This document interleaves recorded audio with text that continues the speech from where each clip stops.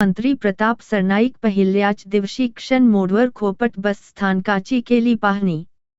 ठाणे शहरातील अनधिकृत होर्डिंगवरून उच्च न्यायालयाचे ठाणे महापालिकेवर ताशेरे आणि पारंपरिक वेशभूषा, पायांना आपसूक ठेका धरायला लावणारे लोकसंगीत आणि कोळी पद्धतीने बनवलेल्या जेवणाची साथ चेंदणी कोळीवाडा सांस्कृतिक कला मंच आयोजित कोळी महोत्सव मोठ्या उत्साहात संपन्न। आपण पाहत आहात श्री स्थानक वाहिनी, ठाणे जिल्ह्याचं मुख्य व्यासपीठ। ठाणे वार्ता पहा श्री स्थानक वाहिनीवर। आता सकाळी 9:15 पासून रात्री 9:15 पर्यंत ठाणे वार्ता, ठाण्यातील पहिलं दृकश्राव्य माध्यम। ठाणे वार्ता आणि श्री स्थानक वाहिनीचं लाईव्ह स्ट्रीमिंग ठाणेवार्ता.com वरील लाईव्ह स्ट्रीमवर क्लिक करा आणि अगदी मोबाईलवरही ठाणे वार्ता श्री स्थानक वाहिनीचा आनंद लुटा। यासाठी आमचं ॲप डाउनलोड करा। ठाणे वार्ता पहा श्री स्थानक वाहिनीवर। आता सकाळी 9:15 पासून रात्री 9:15 पर्यंत ठाणे वार्ता, ठाण्यातील पहिलं दृकश्राव्य माध्यम। आपण पाहत आहात श्री स्थानक वाहिनी, ठाणे जिल्ह्याचं मुख्य व्यासपीठ। नुकतेच राज्याच्या मंत्रिमंडळाचे खाते वाटप करण्यात आले। राज्याच्या परिवहन मंत्री पदाची प्रताप सरनाईक यांना जबाबदारी देण्यात आली। लगेच रविवारी सकाळी प्रताप सरनाईक यांनी खोपट येथील बस स्थानकाचा आढावा घेतला।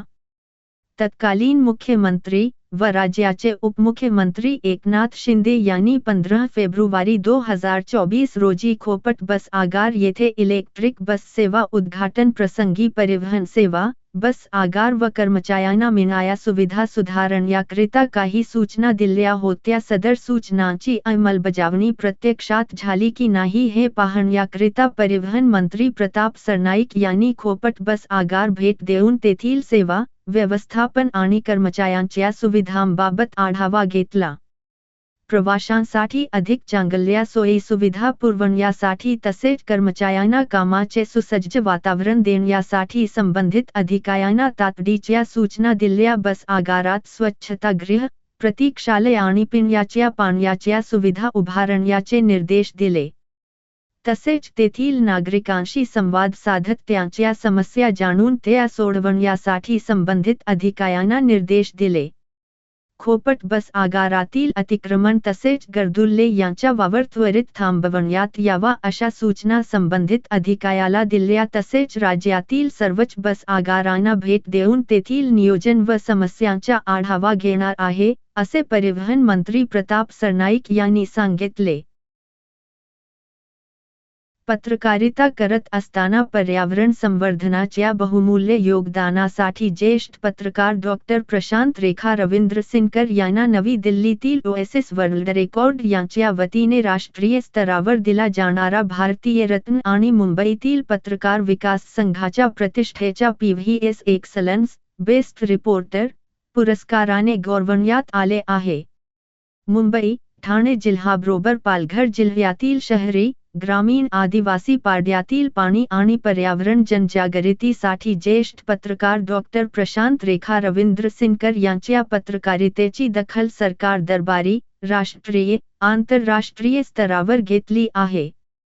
त्यामुळे दिल्लीतील ओएसिस वर्ल्ड रेकॉर्डने देखील प्रतिष्ठेच्या राष्ट्रीय स्तरावर दिला जाणारा भारतीय रत्न या पुरस्काराने सन्मानित करण्यात आले असल्याची माहिती ओएसिस वर्ल्ड रेकॉर्डच्या अध्यक्षा डॉक्टर सुषमा यांनी दिली। मुंबईतील पत्रकार विकास संघाच्या 16व्या वर्धापन दिन कार्यक्रमात राज्यातील पत्रकारांचा गुणगौरव करण्यात आला।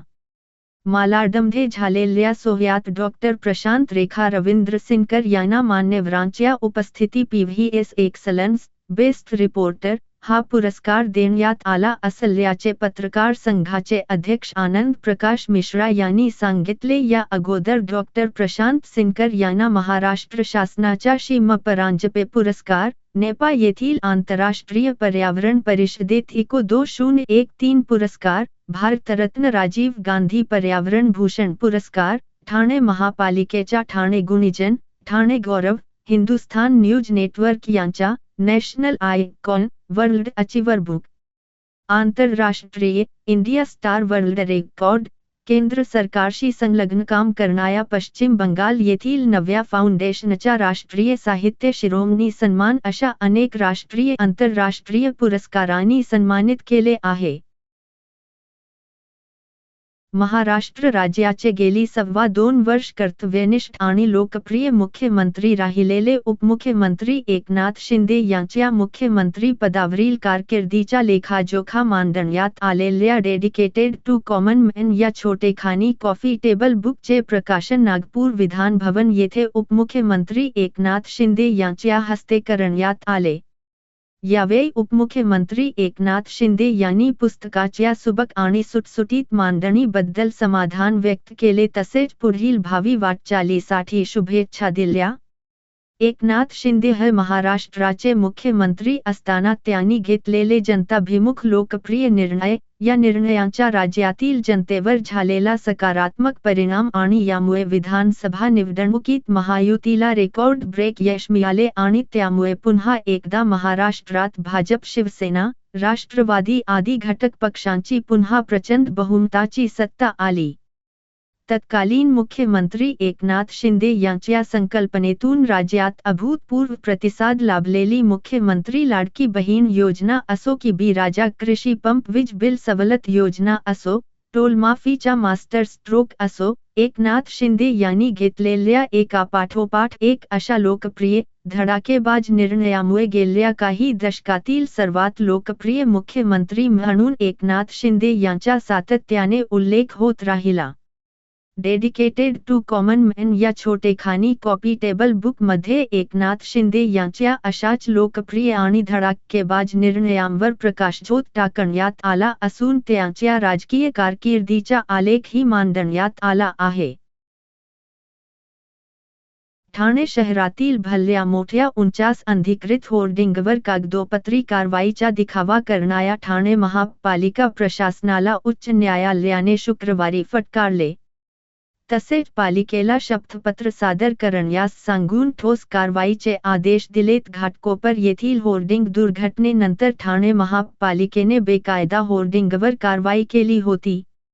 मात्र ठाणे महापालिकेने किती फलकांवर काय कारवाई केली याबाबत संदिग्धता होती.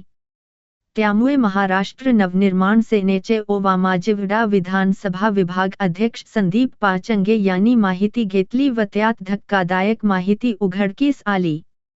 ठाणे महापालिका आयुक्तांना निवेदन देऊनही गेली अनेक वर्षे महापालिकेची फसवणूक करणाऱ्या होर्डिंग व्यावसायिकांसह चुकीचा पाहणी अहवाल देणाऱ्या जाहिरात विभागातील अधिकाऱ्यांवर फौजदारी कारवाई करण्याची मागणी केली होती. महापालिकेच्या निष्क्रिय कारभाराला कंटाळून वकील सागर जोशी यांच्यामार्फत संदीप पाचंगे यांनी उच्च न्यायालयात जनहित याचिका दाखल केली आहे. त्यावर शुक्रवारी झालेल्या सुनावणीत महापालिकेची बाजू मांडणारे वकील मंदार लिमे यांना कोर्टाने खडेबोल सुनावले. महापालिकेने 11 कोटी रुपयांचा दंड 49 जाहिरात फलक कंपन्यांना ठोठावला होता तसेच वसूल करायला 7 दिवसांची वेळ दिली होती. मात्र महापालिका राजकीय दबावामुळे कारवाई करण्यास टाळाटाळ करत आहे. अनधिकृत 49 होर्डिंगवर काय कारवाई केली याची माहिती सादर करण्यास सांगण्यात आले होते. मात्र फलकांचा वाढीव आकार कमी करण्याचे आदेश देण्याशिवाय महापालिकेने काहीच कारवाई केलेली नाही. काही जाहिरात कंपन्यांकडून वारंवार नियमांचे उल्लंघन करून भले मोठे फलक लावण्यात आले आहेत. महापालिका अकार्यक्षम आहे किंवा होर्डिंग व्यवसायात भागीदार आहे असे कडक ताशेरे मुख्य न्यायमूर्ती देवेंद्र कुमार उपाध्याय आणि न्यायमूर्ती अमित बोरकर यांच्या खंडपीठाने ओढले. कोर्टाने आता संपूर्ण ठाणे शहरातील जाहिरात फलकांबाबत काय कारवाई करणार आहात याचे शपथपत्र पुढील तारखेआधी देण्यास सांगितले आहे. ठाणे महापालिकेने प्रत्यक्षात किती फलकांवर कारवाई झाली आणि उर्वरित फलकांचे काय झाले याबाबत स्पष्टता नव्हती. या कारवाईमुळे बेकायदेशीर होर्डिंग रोखण्यास मदत होईल आणि शहराचे सौंदर्यही टिकून राहील. तसेच नागरिकांच्या सुरक्षिततेलाही धोका निर्माण होणार नाही. होर्डिंगच्या नियंत्रणाबाबत ठोस धोरण आखण्याची आणि त्याची कठोर अंमलबजावणी करण्याची गरज असल्याचे मत संदीप पाचंगे यांनी व्यक्त केले आहे.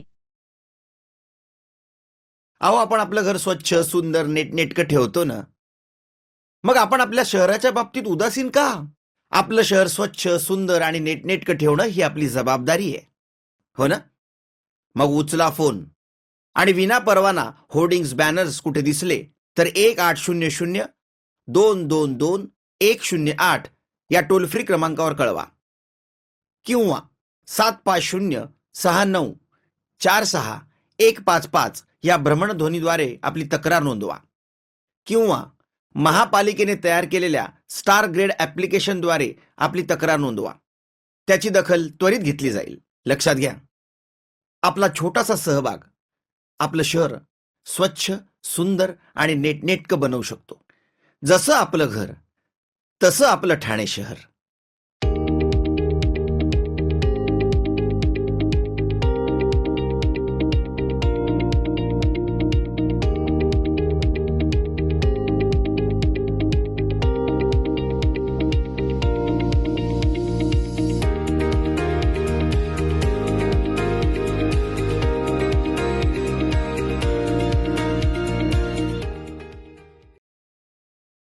Rotary club of Thane, Hiranandani legend आणि फॅन्ड्री फाउंडेशन मुंबई यांच्या संयुक्त विद्यमाने नवरंग मन, शरीर आणि आत्मा हा विशेष कार्यक्रम शनिवार 21 डिसेंबर रोजी शहापूर येथील वैश्य समाज हॉल येथे यशस्वीरित्या संपन्न झाला. या कार्यक्रमात शहापूर मधील अतिदुर्गम अशा 24 माध्यमिक विद्यालयातील इयत्ता 10वीतील सुमारे 1200 विद्यार्थी आणि त्यांच्या शिक्षकांनी सहभाग घेतला. नवाच नवरंग असणाऱ्या या कार्यक्रमात विविध रंगी बहुआयामी अशा 9 उपक्रमांचा समावेश होता. आयडियल ई-लर्निंग पर करिअर मार्गदर्शन, मानसिक आरोग्य आणि व्यसनमुक्तीबाबत चर्चा, गुड टच आणि बॅड टच याविषयी जागरूकता, CPR प्रशिक्षण, थॅलेसिमिया आणि सिकल सेल रक्त तपासणी, अन्नदान इत्यादी वरील वेगवेगळ्या विषयांवर एकाच ठिकाणी उपक्रम प्रत्यक्षात प्रथमच पार पडले. तसेच कार्यक्रमास उपस्थित विद्यार्थ्यांना परीक्षा पॅड व प्रमाणपत्र फोल्डर भेटवस्तू देऊन त्यांना गौरविण्यात आले. कार्यक्रमात शहापूर तालुक्यातील आदिवासी भागात शिक्षण प्रसाराचे काम करण्यासाठी मोलाचा हातभार लावणाऱ्या 3 निवृत्त अधिकाऱ्यांच्या शिक्षणरत्न आणि मुलांनी निवडलेल्या 13 शिक्षकांच्या राष्ट्रनिर्माते या पुरस्काराने गौरविण्यात आले. या कार्यक्रमामुळे सहभागी विद्यार्थ्यांच्या शैक्षणिक बुद्धी आणि व्यक्तिमत्वाच्या विकासाला चालना मिळाली हे आलेल्या विद्यार्थ्यांच्या चेहऱ्यावरच्या आनंदावरून दिसून आले. भविष्यात असेच आणखी उपक्रमांचे आयोजन ठाणे हिरानंदानी लिजंड्स रोटरी क्लब आणि फॅन्ड्री फाउंडेशन मुंबई यांच्या नेतृत्वाखाली शहापूर सारख्या दुर्गम भागात पार पडतील, असे आश्वासन कार्यक्रमाच्या आयोजकांनी दिले. पारंपरिक वेशभूषा, पायांना आपसूक ठेका धरायला लावणारे लोकसंगीत आणि कोळी पद्धतीने बनवलेल्या जेवणाची साथ यामुळे चेंदणी कोळीवाडा सांस्कृतिक कला मंच आयोजित कोळी महोत्सव मोठ्या उत्साहात पार पडला. त्यात ख्यातनाम लोकगीते गायक नंदेश उपम यांनी केव उपस्थित न राहता आपली गायकी पेश केल्याने कार्यक्रमाची रंगत आणखी वाढली. चेंदणी कोळीवाड्यातील विठ्ठल मंदिरापासून सुरू झालेली शोभायात्रा चेंदणी बंदरावर दाखल झाल्यावर श्री आनंद भारती समाजाचे माजी अध्यक्ष सुभाष मोरेकर, सुभाष देवराम कोळी, कमल सुभाष कोळी, दिनकर यशवंत कोळी, प्रमिला यशवंत कोळी या दाम्पत्यांच्या हस्ते दीप प्रज्वलन करून कोळी महोत्सवाची सुरुवात करण्यात आली. त्यानंतर स्थानिक गायक आणि लहान मोठ्या कलाकारांनी आपल्या नृत्यांनी उपस्थितांना मंत्रमुग्ध केले. या कोळी महोत्सवाचे औचित्य साधून विविध क्षेत्रांत भरीव कामगिरी करणाऱ्यांना यावेळी सन्मानित करण्यात आले. त्यात वयाच्या 70 नंतर सूक्ष्म जीवशास्त्र विषयात डॉक्टरेट मिळवणारे डॉ. दिलीप नाखवा, नोटरी पदावर नियुक्त झालेल्या अनुराधा टिल्लू, LLM ची पदवीधर करिपाली कोळी, राष्ट्रीय मत्स्य व्यवसाय विकास मंडळाच्या अध्यक्षा विभता अभिनय कोळी, निवेदक आणि नवी मुंबई महानगरपालिकेचे जनसंपर्क अधिकारी महेंद्र कोंडे, मलेशियातील ट्रायथलॉन स्पर्धेत आयर्नमॅन ठरलेले मिनेश आणि गुंजन कोळी दाम्पत्य, वीरेंद्र पाटील, राष्ट्रीय खो-खोपटू शिवम तांडेल, हर्षित कोळी यांचा समावेश होता. कोळी महोत्सवाचे औचित्य साधून घेण्यात आलेल या कोई पदार्थांच्या पाककला स्पर्धेत येतीन कोई स्टफ बोंबील, सोनाली कोई चिंबोरी मसाला आणि नीता कोई चिंबोरी भात आदी अनुक्रमे पहिल्या, दुसऱ्या आणि तिसऱ्या क्रमांकाचे विजेते ठरले. इंडियन मेडिकल असोसिएशनच्या वतीने कल्याणमध्ये आयोजित करण्यात आलेल्या भव्य मॅरेथॉन स्पर्धेमध्ये संपूर्ण भारतासह परदेशातील धावपटू देखील सहभागी झाले होते. यामध्ये केनिया आणि इथिओपिया या देशांचा समावेश होता. यंदा या मॅरेथॉनचे 5वे वर्षे आहे. कल्याण पश्चिमेतील दुर्गाडी गणेश घाट येथून या स्पर्धेला सुरुवात झाली. 4 गटात ही स्पर्धा पार पडली. सकाळच्या गुलाबी थंडीमध्ये धावण्याचा आनंद घेताना कल्याणकर नागरिक दिसून आले. मॅरेथॉनमध्ये सहभागी प्रत्येक धावपटूला मेडल देण्यात आले. सुदृढ आरोग्यासाठी धावणे महत्त्वाचे आहे हा संदेश यावेळी या धावपटूंनी दिला. या स्पर्धेत एकूण 7,000 धावपटू सहभागी झाले होते. विशेष म्हणजे कल्याण डोंबिवली महानगरपालिकेच्या आयुक्त डॉक्टर इंदुराणी जाखड या देखील सहभागी झाल्या होत्या. त्याचप्रमाणे इतर अनेक मान्यवर आणि प्रतिष्ठित नागरिकांनी देखील या मॅरेथॉनमध्ये सहभाग घेतला होता. उत्तर प्रदेश येथील जमिनीच्या वादातून कल्याण पूर्व काटेमानवली कामना नगर मधील एका घरात घटना घुसून एका इसमाला मारहाण करण्यात आली आहे. रमाशंकर दुबे यांना ही मारहाण करण्यात आली आहे. 8 ते 10 जणांच्या टोळीने घरात घुसून ही मारहाण केली आहे. कोयता लोखंडी रोड लाकडी दांडक्याने मारहाण करण्यात आली आहे. उत्तर प्रदेश येथील जमिनीच्या वादातून मारहाण केलीही असून घटना सीसीटीव्ही कॅमेऱ्यात कैद झाली आहे. काल रात्रीच्या सुमारास ही घडली घटना असून या मारहाणीत रमाशंकर दुबे जखमी झाले आहेत. हल्ला करणारे गुन्हेगारी पार्श्वभूमीचे असून या घटनेचा तपास कोशेवाडी पोलिसांचा सुरू केला आहे. ठाणे ग्रामीण भागातील पाणी समस्या सोडविण्यासाठी जिल्हा परिषदेमार्फत शिवजल सुराज्य अभियान राबविण्यात येत असून या अभियानाचे शुभारंभ 26 डिसेंबर 2024 रोजी मुख्य कार्यकारी अधिकारी रोहन घुगे यांच्या हस्ते शहापूर तालुक्यात करण्यात येणार आहे.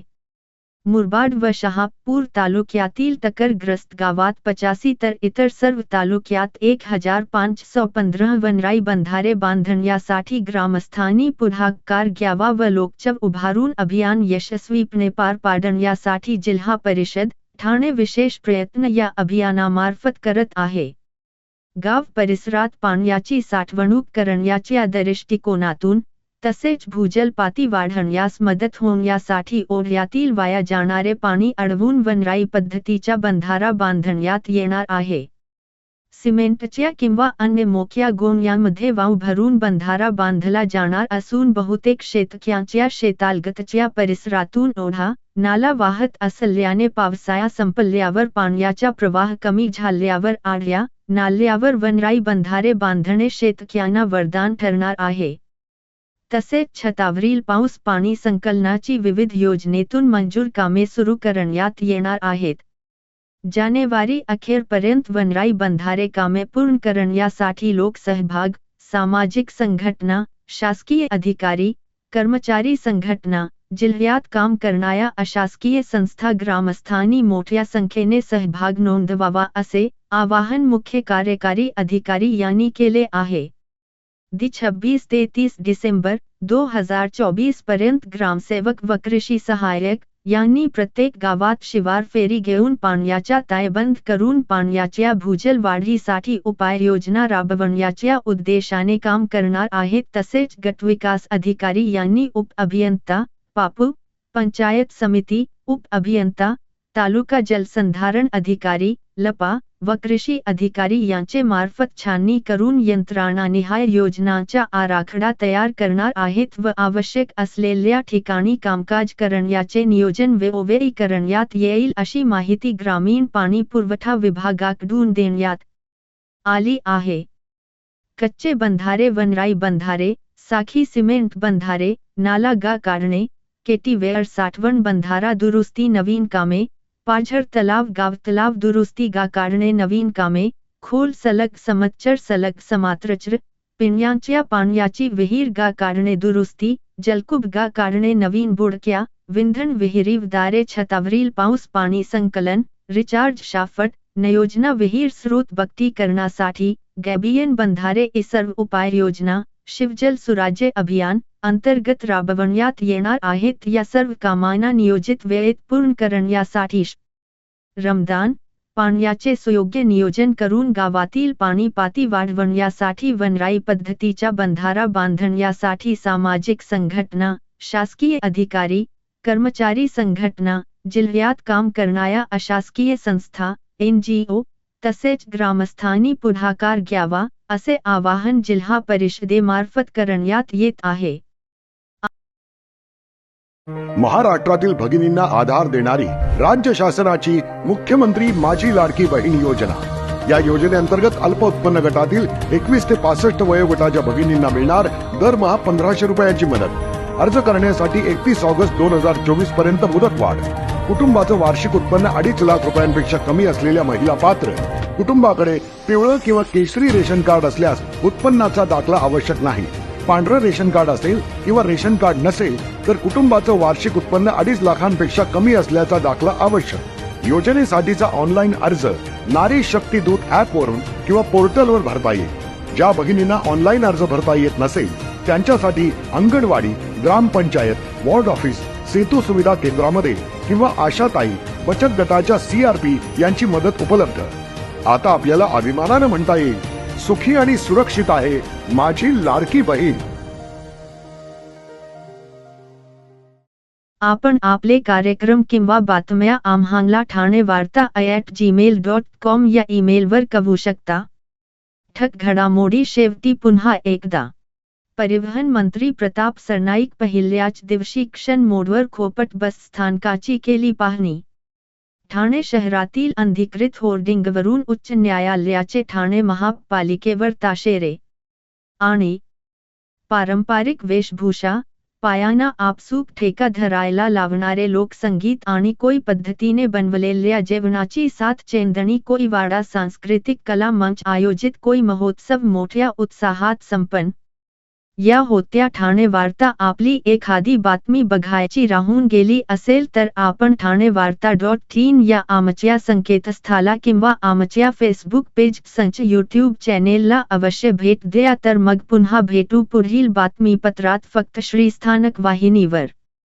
धन्यवाद।